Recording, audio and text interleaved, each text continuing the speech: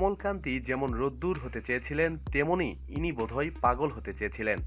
সাধারণেরা যখন চেনাগতে কাউকে বাঁধতে পারে না, তখন তাকে বেশিরভাগ সময় পাগল বলে আখ্যা দিয়ে থাকে।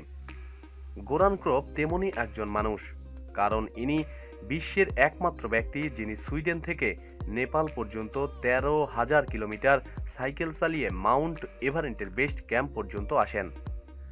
সেখান থেকে অক্সিজেন ছাড়া এভারেস্টের শিখরে পৌঁছান। নিজের মালপত্র সব নিজেই বহন করেছিলেন।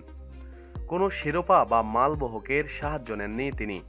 নিচে নেমে ফের সাইকেল চালিয়ে ১৩,০০০ কিলোমিটার পাড়ি দিয়ে সুইডেনে নিজের দেশে ফিরেন। তবে একদিনে এই অতি মানবিকতা তৈরি হয়নি।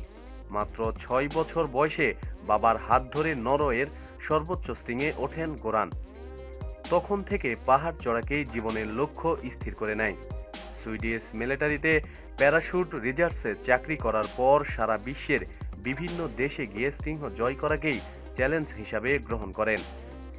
এভারেস্ট তো রয়েছে, তার সঙ্গে তিজিকিস্তান এবং ঘিরিস্তান সীমান্তে লিলিন শৃঙ্গ, ইলিনিজা সুর, কোটোপ্যাটিক্স, ইলিমানি, হুয়ানা পেটোসিস, ইলাম্পু, মুস্তাঘাত টাওয়ার, পিক পবেডা এমন বহু শৃঙ্গে তিনি সফলভাবে পদার্পণ করেন।